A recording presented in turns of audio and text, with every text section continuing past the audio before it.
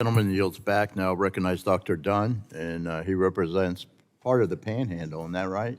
It is, In absolutely. Florida, so I Thank know you, that's Mr. a Chairman. split time zone, so And I'm assured I'm thank you, allowed you're to recognized. boast about the free state of Florida today, so if I may, I'd like to do a little of that. My district includes Panama City Beach, Apalachicola, St. George Island, 30A, Rosemary Beach, Mexico Beach, and our treasured state capital city, Tallahassee. They're all welcome tourist destinations domestically and internationally.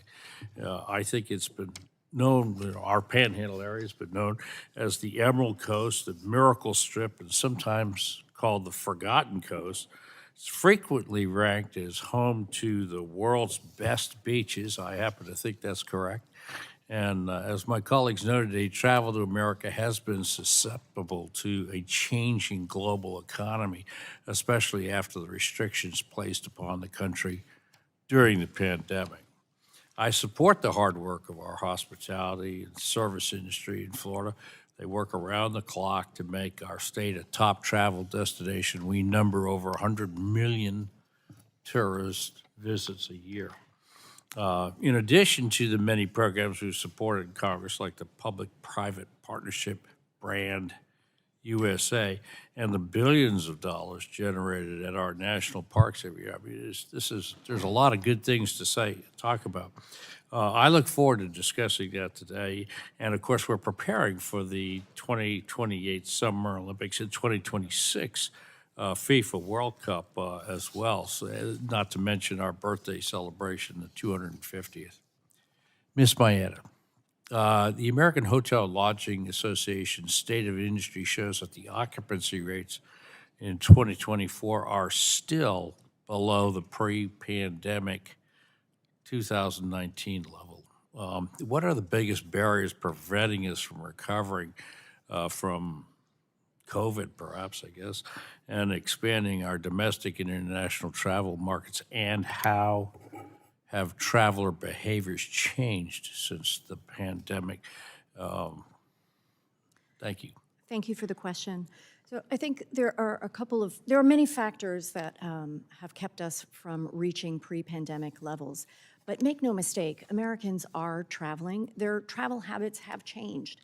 They are looking for experiences. They are looking for budget experiences. There is a hotel that meets every pocketbook, so I'm very proud about that.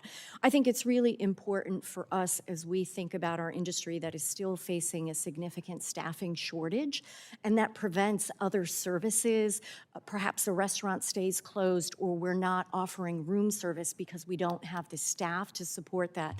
So releasing the supplemental H-2B visas, it's a legal guest worker program that helps supplement our staff, particularly in places like Florida, resort destinations, far-flung places that are hard to get to for staff. And so the H-2B visa program is of particular importance. And again, passage of the Visit USA Act, supporting Brand USA so that we can continue to showcase the best of America with a welcome message, ease of travel, and making it affordable for international guests to come here and spend their money here will be important. Well, I urge you to continue pressing on the guest worker programs. I mean, we tried to fix that years ago. I mean, this is something we need across a number of industries, so please keep working on that. Mr. Karen, something you said earlier actually piqued my interest. Did I understand you to advocate for a single time zone for all of the United States? No, sir. A single time observance, not single time zone. So daily Oh, savings okay, better. or standard. I was struggling with that concept. There's a reason why we have time zones. I was going to say, why don't we all just go on Zulu time or whatever the heck? So I was working in Australia a number of years ago, and the Army sent me there. And they actually define local times. They define time zones quite locally, and they break them down into 15-minute intervals. Wow. I mean, it gets, kind of confusing with the train schedules and whatnot. But so I was, just I'm glad you clarified that point for me. I was a little stunned. Mr. Chairman, I'll yield back.